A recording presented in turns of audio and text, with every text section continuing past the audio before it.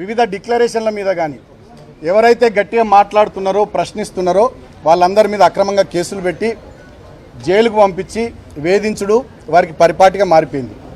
ముఖ్యంగా ఆనాడు తెలంగాణ ఉద్యమంలో 226 కేసులు భరించి సుమారు 4 సందర్భాల్లో లాఠీ చార్జుల్లో గాయపడి చెంచల్గూడ చెర్లపల్లి జైళ్లలో 2009 నుంచి 2014 వరకు వివిధ సందర్భాల్లో జైళ్లలో ఆనాడు నన్ను టార్గెట్ చేసి కాంగ్రెస్ ప్రభుత్వం ఉంచింది. మళ్ళీ వాళ్ళ అధికారంలోకి వచ్చినటువంటి కాంగ్రెస్ ప్రభుత్వం మళ్ళీ నన్ను టార్గెట్ చేస్తూ ఉంది. ఈ 3 సంవత్సరాల పాలనలో నా మీద 10ల సంఖ్యలో కేసులు పెట్టింది. మరి పాత రికార్డు వీళ్ళు బద్దలు కొడతారో ఏందో తెలియదు. గతంలో 226 కేసులు ఉండే నా మీద తెలంగాణ ఉద్యమంలో. ఆ రికార్డు బద్దలు కొట్టాలనుకుంటారో ఏమో ఇప్పటి కాంగ్రెస్ ప్రభుత్వం.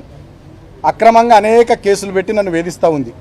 మొన్నటికి మొన్న మీరు చూస్తే క్యాతన్పల్లి మున్సిపాలిటీలో 22 వార్డుల్లో 14 వార్డులు మేము గెలుచుకుంటే కేవలం 7 వార్డులు గెలుచుకున్న కాంగ్రెస్ అన్యాయంగా క్యాతన్పల్లి మున్సిపాలిటీ చైర్మన్ స్థానాన్ని కైవసం చేసుకోవాలని కుట్ర చేసి నా మీద, నాతో పాటు మా నాయకులు 25 మంది మీద అక్రమ కేసులు పెట్టి నన్ను ఆదిలాబాద్ జైల్లో 16 రోజుల పాటు ఉంచారు.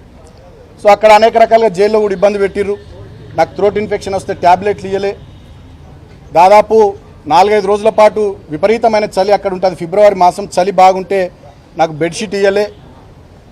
అనేక రకాలుగా నన్ను రిస్ట్రిక్షన్స్లో ఉంచుతూ వేధించారు.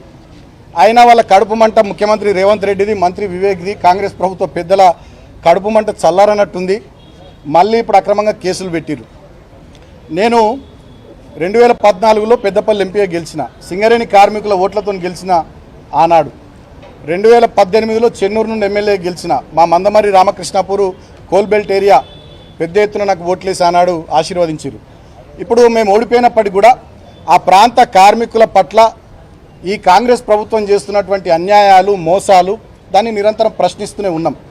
మేము ప్రశ్నిస్తే కూడా, మాట్లాడితే కూడా తట్టుకోలేకుండా ప్రభుత్వ పెద్దలు సంయమనము, సహనం లేకుండా వ్యవహారం చేస్తూ ఉన్నారు. అక్రమంగా కేసులు పెట్టి వేధిస్తూ ఉన్నారు.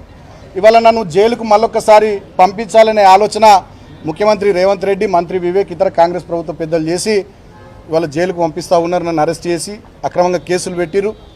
ఆ పెట్టిన సెక్షన్స్ కూడా మా లీగల్ టీంతో ఇప్పుడు మాట్లాడుతుంటే ఆ ఒక్క సెక్షన్ నాకు అట్రాక్ట్ కాదు.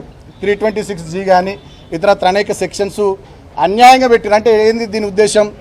బాల్క సుమన్ మాట్లాడుతుండు, ప్రశ్నిస్తుండు కాబట్టి బాల్క సుమన్ గొంతు నొక్కాలి, అరెస్ట్ చేసి జైళ్లలో వేయాలి, నిర్బంధం విధించాలి, తద్వారా పైశాచిక ఆనందం పొందాలనేటటువంటి ఆలోచన కాంగ్రెస్ ప్రభుత్వ పెద్దల్లో కనబడుతోంది. నన్ను అరెస్ట్ చేసుడు, జైలుకు పంపించుడు, వీటి మీద పెట్టే శ్రద్ధ నేను ప్రభుత్వ పెద్దలను అడుగుతూ ఉన్నా. మీరేం మాట ఇచ్చారు? మొన్న సింగరేణిలో కార్మికులకు వారసత్వ ఉద్యోగాలు ఇస్తామన్నారు. మేము గతంలో కేసీఆర్ గారు 19,000 ఉద్యోగాలు ఇచ్చారు. మీరు ఇప్పుడు ఉద్యోగాలు ఇచ్చారు, మేము దృష్టి పెట్టుర్రి.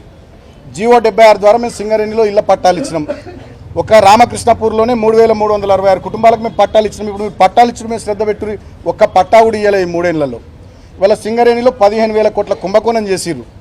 40 లక్షల టన్నుల బొగ్గు మాయమైంది, 1,600 కోట్లు దాని విలువ.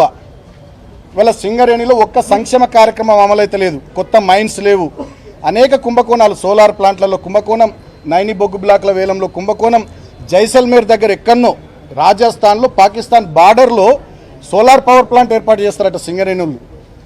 అది ఎవరికి తెలియదు, అక్కడ ఏమవుతుందో ఏందో తెలియదు, దాంట్లో కుంభకోణం. ఇవాళ మొత్తం సింగరేణి కుంభకోణాలమయమైపోయింది, బొందలగడ్డగా మారిపోయింది. 9 జిల్లాల్లో విస్తరించినటువంటి సింగరేణి, సుమారు 12 నుండి 14 అసెంబ్లీ నియోజకవర్గాల పరిధిలో విస్తరించినటువంటి సింగరేణిలో ఇవాళ మా కార్మికులు కానీ, వాళ్ళ కుటుంబాలు కానీ, రిటైర్డ్ కార్మికులు కానీ, కాంట్రాక్ట్ కార్మికులు కానీ, ఆ ప్రాంత ప్రజలు కానీ చాలా ఆవేదనతోని, ఆందోళనతోని, బాధతో ఉన్నారు. ఆ ప్రాంత ప్రతినిధిగా ఆ ప్రజల తరపున, ఆ కార్మికుల తరపున మేము మాట్లాడుతున్నాం. మేము మాట్లాడుతూనే భరించలేనటువంటి కాంగ్రెస్ ప్రభుత్వ పెద్దలు ప్రజాపాలన పేరిట ఎమర్జెన్సీ నాటి రోజుల్ని తలపిస్తూ ఉన్నారు.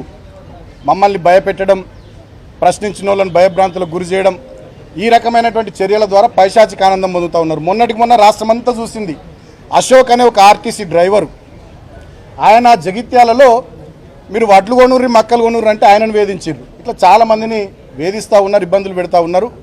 అయినప్పటికీ నాకు చట్టం మీద, వ్యవస్థల మీద, న్యాయస్థానం మీద, మా అంబేద్కర్ గారు మహానుభావుడు రాసిన రాజ్యాంగం మీద నాకు నమ్మకం ఉంది. ఈ అరెస్టులు, కేసులు, వేధింపులు, జైళ్ళు ఇవన్నీ కూడా మా లీగల్ టీం చూసుకుంటుంది. సో చట్టాన్ని గౌరవించే వ్యక్తిగా, రాజ్యాంగం పట్ల దాన్ని అనుసరించేటటువంటి వ్యక్తిగా, గతంలో ఎంపీగా ఎమ్మెల్యేగా పనిచేసిన అనుభవం ఉన్నటువంటి వ్యక్తిగా, డెఫినెట్గా లా అబైడింగ్ సిటిజన్గా నేను అన్ని వ్యవస్థలకు కోఆపరేట్ చేస్తా అని చెప్పి తెలియజేస్తూ, ఇక కొన్ని ఛానల్లో సుమన్ పారిపోయింది, అటుపోయింది ఇటుపోయింది అంటారు. నేను ఎటు పోలే. తెలంగాణ భవన్లో మా పార్టీ యాక్టివిటీ ఉంది, విద్యార్థి విభాగం సంబంధించినటువంటి మెంబర్షిప్ యాప్ తయారు చేసేది ఉంది. ఆ పనిలో మేము నిమగ్నమైన, మేము ఎటు పోలే. డెఫినెట్గా చట్టాన్ని గౌరవించే వ్యక్తిగా నేను పూర్తి స్థాయిలో సహకరిస్తా. అంతిమంగా నేను ఒకటే కోరుతా ఉన్న కాంగ్రెస్ ప్రభుత్వ పెద్దల్ని, సరే ఇవల్ల మరి ఇప్పటికి నన్ను జైలుకు పంపిస్తున్న రేవంత్ రెడ్డికి, మంత్రి వివేక్కి ఇప్పటికైనా మరి కడుపు మంట సల్లారుతుందో ఏందో చూడాలి. మా మీద పెట్టే శ్రద్ధ, మా మీద చేసే ఎదురుదాడి, మా మీద కేసులు పెట్టి జైళ్ళకు పంపించాలనేటటువంటి దాని మీద ఉన్న మీ తాపత్రయం, దాంట్లో సగమైన మీరు ఇచ్చిన 6 గ్యారంటీల మీద, 420 హామీల మీద, చేవేళ్లలో చెప్పిన ఎస్సీ ఎస్టీ డిక్లరేషన్ మీద, కామారెడ్డిలో చెప్పిన బీసీ డిక్లరేషన్ మీద, వరంగల్లో చెప్పిన రైతు డిక్లరేషన్ మీద, అదేవిధంగా సరూర్ నగర్లో చెప్పిన యూత్ డిక్లరేషన్ మీద పెట్టి ప్రజలకు 4 మంచి పనులు చేయాలని కాంగ్రెస్ ప్రభుత్వ పెద్దల్ని కోరుతా ఉన్నా. అంతిమంగా న్యాయం గెలుస్తుంది, ధర్మం గెలుస్తుంది. జై తెలంగాణ, జై కేసీఆర్, సత్యమేవ జయతే.